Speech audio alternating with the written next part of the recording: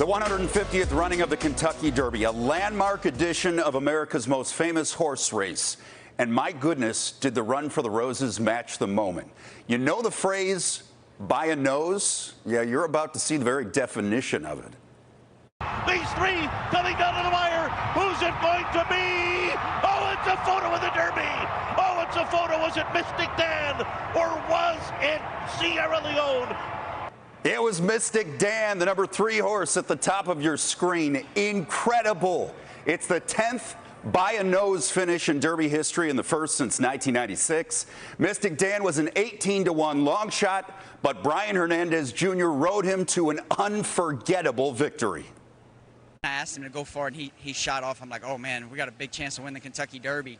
And at the 16th pole, I was really, really excited. When we hit the wire, I was like, oh God, I hope we held on, I hope we held on. And to see your number flash up to win the Derby like this, it's I don't think it's going to sink in for a while. It's just jaw-dropping. Incredible finish. Good news for the Cubs offense. Craig Counsell said this morning that both Cody Bellinger and Seiya Suzuki could be back with the team next week. Bellinger has missed almost 2 weeks with a rib injury, while Suzuki's been out since mid-April with an oblique injury. Hopefully no injuries for this guy come the fall. The Bears' Caleb Williams checking out the Cubs and Brewers. Nico Horner leading off the bottom of the first with his first of the season, making it 1-0. Now 3 straight games with a homer for Christopher Morel after this 2-run shot in the third. He's up to 7 on the season. Cubs grab a 4-zip lead.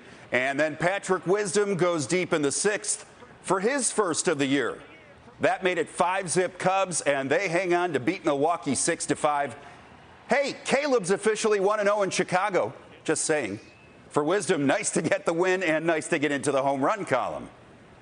It gives me goosebumps now. It's just it's hard to replicate for sure.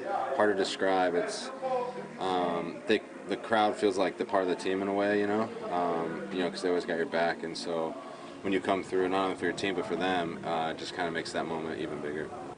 Meanwhile, the Sox in St. Louis, where the day started off looking nice, and this is nice. Corey Lee rips a single to center. 2 runs come in, and the Sox tie things up at 5 in the 6th inning. They went to extras, and in the 10th, Tommy Pham gives his current team a 6-5 lead over his former team. But then the skies opened up over Busch Stadium. Tons of rain. Game was delayed for 3 hours in the bottom of the 10th. A few diehard Sox fans stuck around, and they got rewarded when Tanner Banks closed it out with a strikeout. Sox win a marathon 6-5. Wait till you hear how Banks passed the time during that rain. I ended up taking a nap to reset and refocus, but it was good. They kept giving us 30 minutes, 30 minutes, 30 minutes, 30 minutes. Like, oh, are we going to play this at 7 or 9 or tomorrow morning? All success starts with a nap. That's the takeaway. No surprise here. NBC Sports Chicago confirming a report that Lonzo Ball has exercised his player option for next season. It'll pay him $21.4 million. The Bulls point guard hasn't played in 2+ seasons, and he's had 3 surgeries on his left knee since his last game in January of 2022. Rain here in town delayed the start of the Fire's match against New England. Fire keeper Chris Brady looking good early in the second half. Nice save here on the header to keep the match scoreless, but there is no stopping this. Tomas Chankilai, gorgeous goal in that top left corner, making it a 1-0 Revolution, and that is the final score. All right, finally, talk about a day to remember for Arlington Heights native Brett Harris. This homer for the A's in the 4th inning today was the first hit of his career. Then the 26-year-old came up in the 6th inning, and he did it again. Wow. So the second hit of his career was also a dinger. The Hersey High School product helped the A's blow out for a 20-4 win. This guy made his major league debut yesterday, didn't get a hit. Twice today, he comes up with homers. So his first 2 hits, he's going to be sitting around decades from now. He's going to be telling people, I was in the big leagues, and my first 2 hits were home runs. Boy, talk about a letdown. The first Cubs-Cardinals game of the season. Shota Imanaga set to pitch for the Northsiders, and it gets washed out. They're going to make it up as part of a split doubleheader on Saturday, July 13th in St. Louis. Meanwhile, the Sox and Orioles got going after about a 40-minute rain delay on the south side. In the 5th, Gunnar Henderson's 2-run blast the other way puts the Sox in a 3-0 hole, but they would fight back And in the 7th, Andrew Vaughn ties it at 4 with his 4th of the season. But in the 8th, Adley Rutschman facing Michael Kopech, and Rutschman wins this battle with a 2-run single to left, giving the Orioles a 6-4 lead, and this one just ended with the Sox losing 6-4. Let's check in on Northwestern lacrosse in the Final Four. Izzy Skane, the NCAA's all-time leader in goals, racks up one of her 4 goals late in the first half. That gave the Cats the lead. And then early in the 4th, Lindsey Frank adds one of her 3 goals. Northwestern beats Florida 15-11 and advances to play for its 9th national championship on Sunday. Like they were as dangerous as any team we've seen. Really, really dangerous. And so, just kind of talking to the group about that, just recognizing like we're not entitled to be in the championship game and we have to work for it. And I'm just really proud the girls did that today. And they will face Boston College 11 a.m. on Sunday. The Sky opened their season a week and a half ago and with 3 straight road games, but tomorrow they're finally in town. Angel Reese and her teammates set for their home opener against the Sun at 7 p.m. And the Sky will bring good vibes into Wintrust Arena. This was them celebrating after last night's 2nd straight win, and then things got a little emotional for head coach Teresa Weatherspoon, who beat the team she once starred for, the New York Liberty, in her first game coaching against them. Cool peek behind the curtain right there. Game 2 Western Conference Finals. What an ending in the Twin Cities. Dallas down 2, less than 10 ticks. Luka Doncic, cold-blooded step back 3. Mavericks up 1. Other end, Nasri can win it at the buzzer, but it's no good. Luka racks up a triple-double, and the Mavs win 109-108 to take a 2-0 series lead. Today at the Pro Football Hall of Fame, the 2024 class getting together for a preview of what's to come.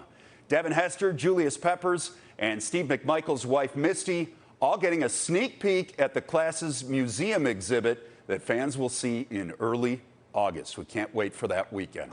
Finally, after finishing runners-up each of the last 2 years, big congrats to the women's tennis team at the University of Chicago. The Maroons beat Wesleyan yesterday to capture the Division III National Championship, the very first national championship in program history. A day after HBO announced the Bears will be featured on Hard Knocks, the team reacted to all the added attention that's going to come its way during training camp. The bottom line, they're excited about it. Tremaine Edmonds said, quote, "It shows that we got something brewing here." Meanwhile, the Bears wrapping up their 2nd week of OTA workouts this afternoon, and unlike last week's practice in front of the media, Caleb Williams looked sharp. Matt Eberflus likes the progress he's seeing from the rookie quarterback both today and throughout this past week. I thought 7-on-7 for Caleb was really good. I thought he did a really nice job throwing the ball on time. His footwork has improved this whole week. His progress is there, albeit if it's just normal situations, if it's play action pass or in the red zone when it quickens up a little bit. So I think he really improved on that this week. And you could see the ball, coming out of his hand pretty live when his feet were right. Good response for the rookie QB. There is light at the end of the tunnel for Luis Robert Jr. and the White Sox. The All-Star, who's been out since early April with a hip flexor injury, could return Tuesday when the Sox visit the Cubs. Robert is currently on a rehab assignment at AAA Charlotte. Even if Pedro had his best player tonight in Milwaukee, it wouldn't have made a difference. Paul DeJong did club his 8th of the season to center in the 3rd, tying the game at 1. Then in the 5th, game tied at 4. Corey Lee's hot shot infield single scores a run, puts the Sox up 5-4. But the Brewers explode for 6 in the 7th and 2 in the 8th. They bang out 23 hits, and the Sox lose their 9th straight, 12-5. On the north side, the Cubs opening a series against the Reds. They're up 3-2 in the 7th until Santiago Espinal's 2-run homer put Cincinnati on top by a run. Cubs were down 5-3 in the 9th, but with 2 on and 1 out, Seiya Suzuki doubles to left. The first runner scores easily, but Nick Madrigal hosed down at the plate. Next up was Cody Bellinger. He flew out to end the game. Cubs lose 5-4 and finish 10-18 in May. College baseball, the Illini in their first NCAA regional since 2019, facing Indiana State. Drake Westcott gets him on the board with a 2-run single in the 3rd. And Illinois was on its way to a 4-1 win. It'll face regional host Kentucky tomorrow night. For the first time in her rookie season, the Sky's Camila Cardoso listed as available to play. Cardoso has been sidelined with a shoulder injury, but she's expected to make her WNBA debut tomorrow when the Sky face Caitlin Clark and the Fever at 11 a.m. in Indianapolis. And finally, the Super Bowl champion Chiefs made another visit to the White House today, where President Biden did something pretty daring. He invited Travis Kelce up to the podium to speak to the nation. My fellow Americans, it's nice to see you all yet again. I'm not going to lie, President Biden, they told me if I came up here I'd get tased, so I'm going to go back to my spot, all right?